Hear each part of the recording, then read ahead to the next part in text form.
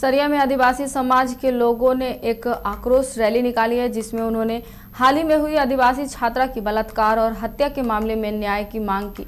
Rally सरिया stadium से शुरू होकर अनुमंडल कार्यालय तक पहुंची, जहां एक सभा आयोजित की गई। सभा को संबोधित करते हुए आदिवासी समाज के नेता वहीं सभा के बाद अपनी मांग को लेकर एसडीएम को ज्ञापन सौंपा।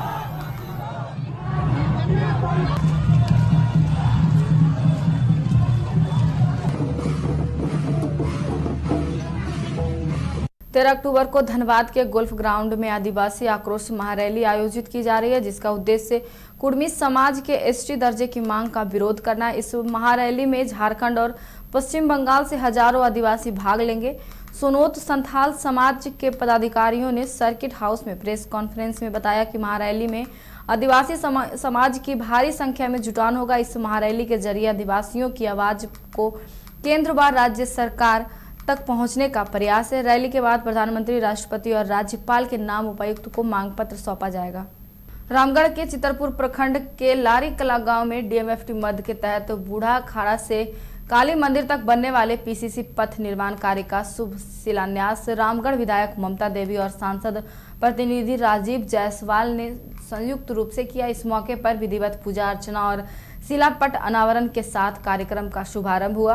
करीब 18 लाख रुपए की लागत से बनने वाले इस मार्ग से स्थानीय लोगों को बड़ी सुविधा मिलेगी। कार्यक्रम में सैकड़ों ग्रामीण और कार्यकर्ता उपस्थित रहे। विधायक ममता देवी ने कहा कि क्षेत्र के सर्वांगीण विकास के लिए सरकार प्रतिबद्ध है। वहीं सांसद प्रतिनिधि राजीव जायसवाल ने इसे क्षेत्र की तस्वीर बदलने वाला कदम बताया है।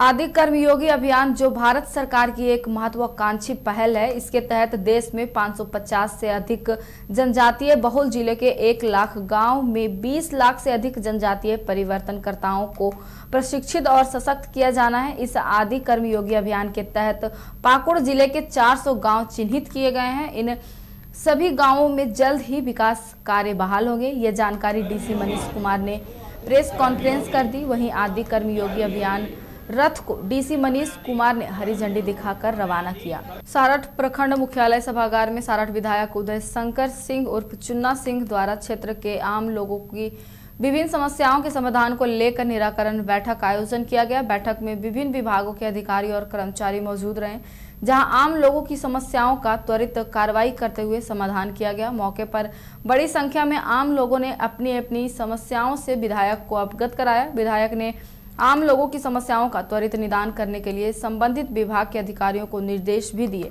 मौके पर विधायक ने कहा कि महीने के प्रत्येक मंगलवार को प्रखंड मुख्यालय सभागार निराकरण बैठक आयोजित किया जाएगा। दुमका जिले के मसलिया प्रखंड में लगातार बारिश से पके हुए धान की फसल नष्ट हो रही है। किसानों के पके हुए धान नष्ट हो जाना मुंह के सामने से निवाला छीन जाने जैसा लग रहा है। गुमरो के किसान जयदेव महतो ने बताया कि मवेशियों के लिए बिचाली भी बर्बाद हो रही है। किसानों ने सरकार से मुआवजे की गुहार लगाई है। सरायकेला के उपायुक्त नीतीश कुमार सिंह ने सदर अस्पताल का औचक निरीक्षण किया और अस्पताल की साफ सफाई और स्वास्थ्य सेवाओं का जायजा लिया। निरीक्षण के दौरान उन्होंने आईसीयू वार्डों और विभिन्न विभागों का गहन पुनरीक्षण किया और संबंधित अधिकारियों को सुधार के निर्देश भी दिए। निरीक्षण के क्रम में उपायुक्त ने अस्पताल परिसर का भी अवलोकन किया और मरीजों से मिलकर उन्हें दी जा रही स्वास्थ्य सेवाओं की जानकारी प्राप्त की। उन्होंने स्पष्ट कहा कि गरीब और वंचित तबके को निःशुल्क और गुणवत्तापूर्ण स्वास्थ्य सेवाएं उपलब्ध कराना जिला प्रशासन की प्राथमिकता है। इस दिशा में किसी भी तरह की लापरवाही को बर्दाश्त नहीं किया जाएगा। डीसी ने मौके पर ड्यूटी रोस्टर भी की और जांच भी की और उपस्थित चिकित्सकों व स्वास्थ्य कर्मियों को समर्पण और संवेदनशीलता के साथ कार्य की सलाह दी। उन्होंने कहा कि अस्पताल केवल स्वास्थ्य सुविधा केंद्र नहीं बल्कि जन सेवा का माध्यम है। इस दौरान civil surgeon doctor Saryu Prasad Singh, ACMO doctor Jujhar Manjhi सहित अन्य चिकित्सक एवं स्वास्थ्यकर्मी भी मौजूद थे। बोकारो के सदर अस्पताल में जल्द ही आयुष्मान कार्ड की शुरुआत होने जा रही है, जो राज्य का पहला अस्पताल होगा जो आधुनिक संसाधनों से लैस होगा। इस वार्ड में मरीजों को निजी अस्पतालों जैसी सुविधाएं मिलेगी, जिसमें ऑक्सीजन कनेक्शन, वेंटिलेटर और आधुनिक उपकरण शामिल हैं। सिविल सर्जन डॉक्टर अभय भूषण ने कहा कि जब मरीजों से पैसा मिलता ही है तो सुविधाएं लेने का हक है। इसी को ख्याल रखते हुए अलग वार्ड बनाया जा रहा है। पूरे राज्य की सुर्खियों में हो रहे हजारीबाग खास महाल भूमि मामले को लेकर झारखंड मुक्ति मोर्चा के जिला उपाध्यक्ष दीपक राय ने मंगलवार को उपायुक्त को निष्पक्ष जांच की मांग को लेकर ज्ञापन सौंपा। श्री राय ने कहा कि हजारीबाग सदर अंचल अंतर्गत होल्डिंग संख्या 87 में तत्कालीन उपायुक्त विनय चौबे के अलावा 23 लोगों के नाम है। इस मामले में तत्कालीन उपायुक्त विनय चौबे शराब घोटाले को लेकर जेल में है, जबकि उस समय से खास महाल पदाधिकारी विनोद चंद्र झा आज भी एसीबी की पकड़ से बाहर है। उन्होंने आरोप लगाते हुए उपायुक्त से मांग की है कि उपायुक्त कार्यालय में कार्यरत मनीष सिन्हा और आयुक्त कार्यालय में कार्यरत अतीश कुमार और रास बिहारी प्रसाद की भी संलिप्तता है, क्योंकि इन कर्मियों ने भी उसी खास महाल जमीन पर मकान बनाया है, पर फिर भी यह सभी कर्मी अपने कार्यालय में लंबे समय से कार्यरत हैं और इनके मुख्यालय में रहते हुए निष्पक्ष जांच बेमानी होगी। गुमला में उपायुक्त प्रेरणा दीक्षित की अध्यक्षता में जिला समाहरणालय सभागार में साप्ताहिक जन शिकायत निवारण दिवस का सफल आयोजन हुआ। इस दौरान जिले के विभिन्न क्षेत्रों से 50 से अधिक लोग अपनी शिकायतें लेकर पहुंचे। जन सुनवाई में भूमि विवाद, राशन कार्ड, बिजली पानी आपूर्ति, पेंशन, आवास, श्रमिक भुगतान और दुकान किराया वृद्धि जैसे मुद्दे प्रमुख रहे। चपका गांव के श्रमिकों के वेतन भुगतान मामले पर उपायुक्त ने त्वरित कार्रवाई के निर्देश भी दिए हैं। वहीं स्वर्गीय कार्तिक उरांव की प्रतिमा स्थापना और अन्य आवास संबंधी मार्गों पर विचार का आश्वासन भी दिया है। उपायुक्त ने सभी शिकायतों के त्वरित समाधान हेतु संबंधित विभागों को निर्देशित किया। पाकुड़ के हिरनपुर प्रखंड स्थित सुंदरपुर लोटस टेम्पल में रजत जयंती और शरद पूर्णिमा के पावन अवसर पर कोजागिरी लक्ष्मी पूजन का भव्य आयोजन हुआ। मंदिर परिसरों को फूल और से सजाया गया और कार्यक्रम की शुरुआत नगर संकीर्तन से हुई, जिसमें अमेरिका, यूक्रेन और रूस से आए विदेशी कृष्ण भक्त भी शामिल हुए। भक्तिमय प्रस्तुतियों से वातावरण भक्ति रस में डूब गया। प्रखंड और आसपास के क्षेत्रों से बड़ी संख्या में श्रद्धालु पहुंचे और मां लक्ष्मी की पूजा अर्चना कर परिवार की सुख समृद्धि की कामना भी की। लोटस टेम्पल का नवनिर्माण 2000 में हुआ था और इसमें जयपुर से लाई गई संगमरमर की भव्य लक्ष्मी प्रतिमा श्रद्धालुओं का आकर्षण केंद्र बनी हुई है। धनबाद पुलिस ने बड़ी कार्रवाई करते हुए बैंक मोड़ थाना क्षेत्र के द होटल कैसल में छापेमारी कर 9 साइबर अपराधियों को गिरफ्तार किया है। ये साइबर ठगी के साथ साथ हवाला के जरिए पैसों को वॉइड करने का काम करते थे। वरीय पुलिस अधीक्षक ने अपने कार्यालय कक्ष में प्रेस कॉन्फ्रेंस कर बताया कि गुप्त सूचना के आधार पर सिटी एसपी के नेतृत्व में गठित टीम ने छापेमारी के दौरान होटल के एक कमरे से 9 युवकों को संदिग्ध अवस्था में लैपटॉप और अन्य इलेक्ट्रॉनिक उपकरणों के साथ दबोचा है। तलाशी में 17 मोबाइल फोन, 23 अलग अलग बैंकों के एटीएम कार्ड, एक एप्पल आईपैड, एक डेल लैपटॉप और करीब 6 लाख रुपए नगद भी बरामद किए गए हैं। मोबाइल फोन की जांच में व्हाट्सएप और टेलीग्राम ग्रुप्स पर इन्वेस्टमेंट स्कैम और गेमिंग ऐप फ्रॉड से जुड़ी गतिविधियों के साक्ष्य मिले हैं। पकड़े गए आरोपियों ने अपनी संलिप्तता स्वीकार कर ली है।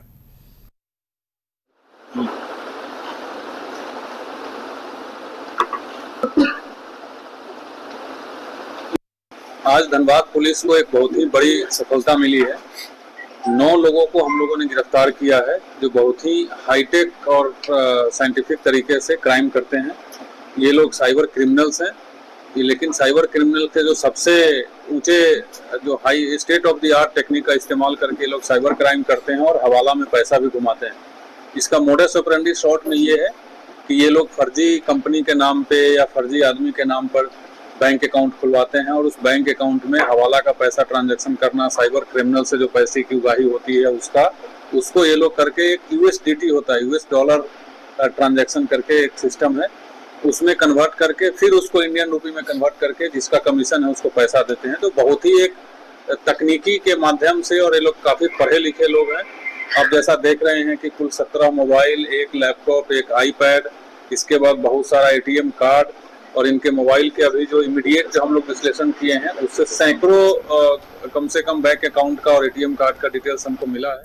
धनबाद बार एसोसिएशन के पूर्व अध्यक्ष, सुंडी समाज के केंद्रीय सचिव व जेएमएम नेता कंसारी मंडल का सोमवार को निधन हो गया। आज उनके पार्थिव शरीर को धनबाद कोर्ट परिसर में रखकर श्रद्धांजलि दी गई। मौके पर बड़ी संख्या में अधिवक्ता, न्यायिक पदाधिकारी और समाज सेवी भी उपस्थित रहे। बार एसोसिएशन के वर्तमान अध्यक्ष राधेश्याम गोस्वामी ने कहा कि कंसारी मंडल केवल एक वरिष्ठ अधिवक्ता ही नहीं बल्कि एक मार्गदर्शक और प्रेरणा स्रोत भी थे। उन्होंने अपने कार्यकाल में कानून के सम्मान, अधिवक्ताओं की एकता और न्याय व्यवस्था की मजबूती के लिए हमेशा संघर्ष किया।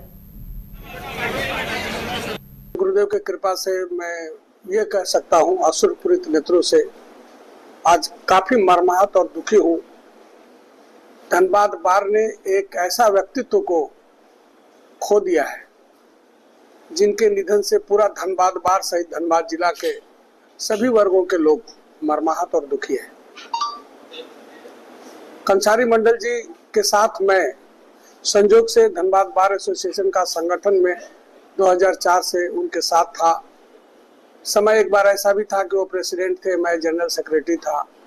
तो एक बड़े भाई होने के नाते मैं उनसे कई अच्छे गुर सीखे थे। उनसे लोगों का भला करने का जो भी कार्य होता है, संगठन को मजबूत करने का, समाज में भी अच्छा काम करने का, उनसे सीखा गया था। और वे धनबाद बार के हम लोगों के 2 बार अध्यक्ष भी रहे हैं, उपाध्यक्ष भी रहे हैं, कार्यकारी अध्यक्ष भी रहे हैं। इसका मतलब ये हुआ कि वो काफी लोकप्रिय थे। संयोगवश कुछ दिनों पहले उनका हृदय गति में कोई प्रॉब्लम आ गया था, तो जिसमें असरपी हॉस्पिटल में उनका इलाज किया गया। 2-3 दिन तक वो इलाज में रहे। बाद में डॉक्टरों ने बताया मल्टी ऑर्गन फेलियर जो उन लोग का रहता है, बात की अब कोई काम नहीं कर रहा है। और कल रात्रि उनका निधन हो गया। और उसी समय से पूरा धनबाद बार काफी मर्माहत हो गए। कोई विश्वास नहीं कर पा रहा था। उनका असामयिक निधन से पूरा धनबाद बार काफी दुखित है। और आज उनका पार्थिव शरीर को धनबाद बार के पोडियम में लाया गया था। उसमें जितने अधिवक्ता यहाँ उपस्थित थे, ऐसा अविस्मरणीय भीड़ उनको श्रद्धांजलि अर्पित करने के लिए सभी उपस्थित हुए थे। हम लोग पूरे बार के तमाम पदाधिकारी उपस्थित हुए। जितने अधिवक्ता, सीनियर एडवोकेट्स थे, ऐसा गैदरिंग हुआ कि लगातार उनका तांता